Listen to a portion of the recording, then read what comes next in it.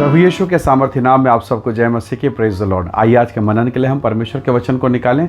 मेरे साथ मत्ती रचित सुसमाचार निकालेगा। मत्ती का सुसमाचार 26 अध्याय और उसका वचन 42 इस प्रकार से लिखा है।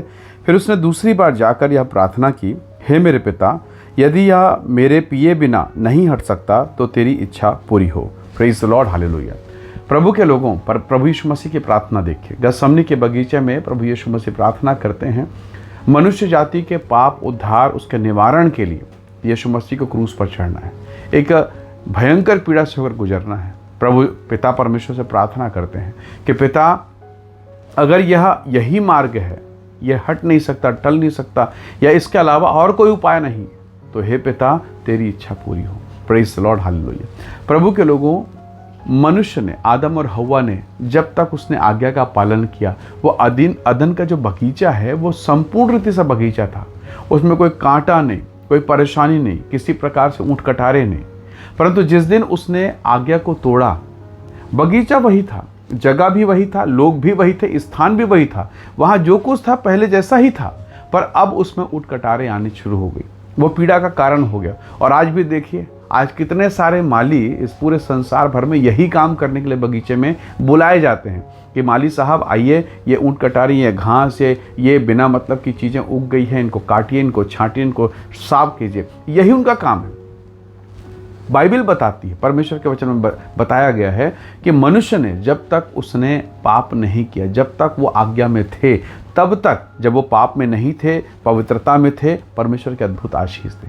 पर जब उन्होंने आज्ञा को तोड़ा, परिस्थितियां बिगड़ गई। अब उनका जीवन दुख में, पीड़ा में, डर, भय, हर प्रकार के आंसू और सब प्रकार का नाना प्रकार के संसार की बातें अब उसके जीवन में घेर ली हैं। अब उसके जीवन में बड़ा पीड़ा का कारण हो गया। उस माहौल को बदलने के लिए एक आज्ञाकारी पुत्र प्रभु यीशु मसीह संसार में आए, और उसी बगीचे में, अर्थात गतसमनी के बगीचे में, जो गड़बड़ी अदन के बगीचे में थी, उस गड़बड़ी को ठीक करने के लिए, उलटने के लिए, उसके परिणाम को नष्ट करने के लिए यीशु मसीह भी बगीचे में आए। गतसमनी के बगीचे में, अदन के बगीचे में वो मिल रहे हैं जो आज्ञा के विरोध में काम करते हैं, और गतसमनी के बगीचे में हमें वो मिलता है जिसने आज्ञा के लिए अपना सब कुछ दिया और कहा, पिता, तेरी मर्जी पूरी हो, तेरी इच्छा पूरी हो। और आप जानते हैं क्या हुआ? परिणाम बिल्कुल उल्टा हुआ। सब कुछ उसने ठीक कर दिया। Praise the Lord, hallelujah. मेरे भाई, मेरी बहन, हो सकता है आज आपके जीवन में बाहर से चीज़ें अच्छी दिख रही होगी, लोगों को बहुत सुंदर दिख रहा है। कभी कभी किसी का घर सामने लिखा होता है शांति सदन, पर अंदर जाकर देखिए, उस सदन में, उस घर में कोई शांति नहीं, सब कुछ पीड़ा पीड़ा है, सब कुछ दुख और क्लेश में, सब अशांत भरा पड़ा है। तो कई बार मेरा और आपका जीवन, मेरा और आपका परिवार बाहर से दिखता है कि बहुत अच्छा है, बहुत खूबसूरत है, पर अंदर में पीड़ाएं हैं। कितने बार आप रोज़ प्रार्थना करते हैं, प्रभु आज मुझे माफ़ कर दे, कल से मैं एक नया जीवन बिताऊंगा, कल से ये नहीं होगा, और फिर से वही पाप, फिर से वही गलती, फिर से वही अधर्म। कितनी बार हम इन चीज़ों के लिए हम प्रार्थना कर रहे हैं और वो गलतियाँ सुधर ही नहीं रही, वो पाप होते ही चले जा रहे हैं। घर की दशाएं बाहर से लोगों को अच्छी दिख रही, पर अंदर का माहौल ठीक नहीं है। अंदर बहुत हलचल, बहुत उधेड़-बुन है, पति पत्नी के बीच में संबंध सही नहीं है, घर में लड़ाई और झगड़े, पीड़ा और क्लेश है। किसको बताएं तो बेइज्जती है, ना बताएं तो पीड़ा है। कई प्रकार की ऐसी दशाएं हैं। बच्चों का जीवन बिगड़ रहा है। हम बाहर बच्चों की तारीफ करते हैं, हमारे बच्चे बहुत सुंदर, बहुत सुंदर, पर अंदर ही अंदर मानो घुन खाया जा रहा है कि बच्चों का भविष्य क्या होगा, बच्चों का जीवन चरित्र क्या होगा। नैतिक जीवन पूरा भ्रष्ट हो चुका है। परमेश्वर के लोगों, कहीं ना कहीं अगर आज आदम और हव्वा के जीवन में वो कांटे, ऊंट कटारे हैं, तो कहीं ना कहीं परमेश्वर से दूरी है। परमेश्वर के दिए गए आज्ञा का विरोध का परिणाम है ये। कहीं ना कहीं वर्जित काम को करने के कारण ये सारी परिस्थिति निर्मित हुई है। बाइबल कहती पाप की मजदूरी मृत्यु, परंतु हमारे प्रभु परमेश्वर प्रभु यीशु मसीह का वरदान अनंत जीवन है।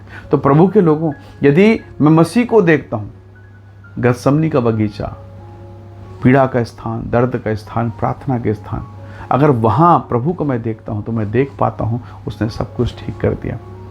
ये उत्तर है, ये उत्तर है परमेश्वर का कि अगर आप और मैं दुख और पीड़ा की दशा में, समस्याओं की दशा में आज्ञाकारी बनकर प्रार्थना में जीवन बिताएं, प्रभु से संबंध जोड़ें और कहें, पिता, अब तक मैंने किया, मेरी मर्जी चली और परिणाम मैं देख पा रहा हूँ, अब तेरी इच्छा पूरी हो, निसंदेह स्वर्ग का परमेश्वर आपकी सहायता करेगा। हन्ना कितने साल से आती थी, कितने साल वो चर्च आई, पर परमेश्वर के भवन में आई, पर क्या हुआ? क्या उसने प्रार्थना नहीं किया? पर इस बार उसने प्रार्थना किया, परमेश्वर जो कुछ तू मुझे दे, एक बेटा मुझे दे दे, जीवन भर के लिए वो तेरा कहलाएगा। प्रभु ने सुना और वचन में लिखा वो गर्भ ठहर गया, वो गर्भवती हो गई। हालेलुया। जितने वर्षों में नहीं हुआ उस दिन वो हो गया। तो प्रभु के लोगों, बहुत बार हम आंसू और पीड़ा में, प्रार्थना में नहीं होते। हम अनाज्ञाकारिता में, पाप में होते हैं और परिणाम कड़वा होता है, पीड़ा होता है। क्यों ना हम इसे सुधारें और यीशु मसीह के समान कहें कि पिता, मेरे घर में, मेरी बेटी के जीवन में, मेरी पत्नी, मेरे पति के जीवन में तेरी इच्छा पूरी हो। कई बार आपको लगेगा मेरा पति तो सुधर नहीं रहा है, मेरी बेटी या मेरे बेटे का जीवन तो सुधर नहीं रहा है। नहीं, उनको नहीं, सुधरना मुझे है। मैं आज्ञा में आऊँगा। यीशु मसीह आज्ञा में थे, उसने पिता की इच्छा को पूरा किया और सब कुछ पूरा हो गया। हालेलुया। परमेश्वर आपको इस्तेमाल करना चाहता है। प्रभु के लोगों, पानी में स्वाद नहीं है, शक्कर में स्वाद है। जब शक्कर उसमें डूब जाएगा, जब उस गिलास के भीतर चला जाएगा, पानी खुद ब खुद मीठा हो जाएगा।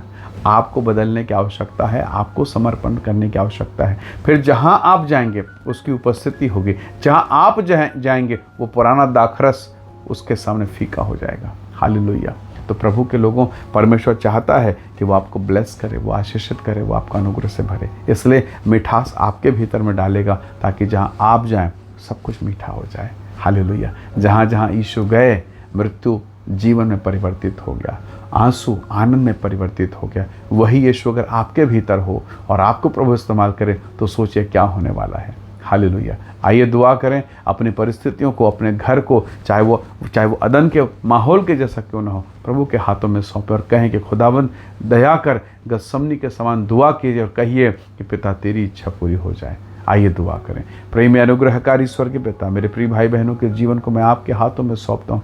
बहुत बार आज्ञा ना मानकर प्रभु हम अपने जीवन में पीड़ा और दुख को पाते हैं, पर होने दीजिए कि आपकी मर्जी, आपकी इच्छा पूरी हो और हम ये कह सकें, इस अनुग्रह को प्राप्त कर सकें। प्रभु हर एक भक्त और संतों को आशीष दे। जो लोग इस वीडियो संदेश को देखते सुनते हैं, वे सब यीशु के नाम से आशीषित होने पाएँ। अनुग्रह, दया और महिमा से भरपूर कर सारी महिमा आपको देते हैं, यीशु मसीह के नाम से मांगते हैं।